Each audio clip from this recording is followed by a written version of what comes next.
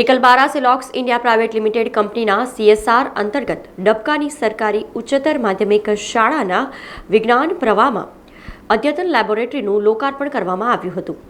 પાદરા તાલુકાના એકલબારા ગામ પાસે આવેલ સિલોક્સ ઇન્ડિયા પ્રાઇવેટ લિમિટેડ કંપનીના CSR ફંડ ડબકા ગામે આવેલ સરકારી ઉચ્ચતર માધ્યમિક શાળાના વિજ્ઞાન પ્રવાહમાં અદ્યતન લેબોરેટરીનું લોકાર્પણ કરવામાં આવ્યું હતું।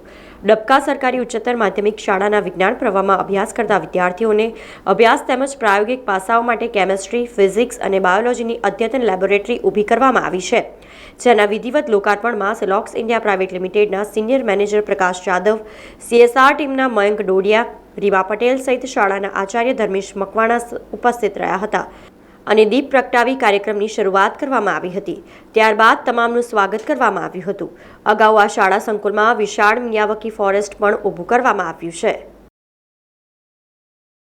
સિલોક્સ ઇન્ડિયા પ્રાઇવેટ લિમિટેડના CSR અંતર્ગત કોર્પોરેટ સોશિયલ રિસ્પોન્સિબિલિટીના અંતર્ગત ડબકા સરકારી ઉચ્ચ માધ્યમિક શાળા વિજ્ઞાન પ્રવાહમાં આજે CSR અંતર્ગત સિલોક્સ ઇન્ડિયાએ ફિઝિક્સ, કેમેસ્ટ્રી અને બાયોલોજી લેબ ઊભી કરી છે।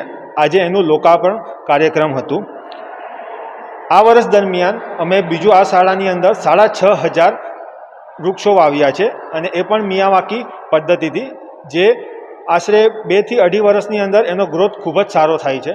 સાથે સાથે આપણે એમ કહેવા જઈએ તો વડોદરા જિલ્લાની અંદર 2 જ વિજ્ઞાન પ્રવાહની ફુલ્લી ગવર્મેન્ટ ઓન સ્કૂલ છે, તો એમાંની એક આ જે ડબકામાં છે। તો છોકરાઓને પ્રેક્ટિકલ નોલેજ મળે એના માટે અમે આ 3 લેબ ઊભી કરી છે, જેમાં બધા જ સાધનો સાથે આપવામાં આવ્યા છે। હા, સિલોક્સ ઇન્ડિયાનો હું ખૂબ ખૂબ આભારી છું।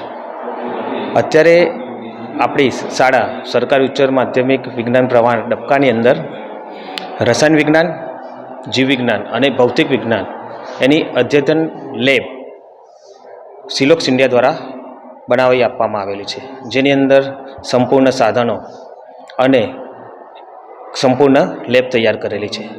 અગાઉ પણ આપણા શાળા કેમ્પસની અંદર મિયાવાકી ફોરેસ્ટ વન ઊભું કરેલું છે, એટલે આપણી જ શાળા એની વારંવાર ઋણી રહેશે અને ખૂબ આભારી છે।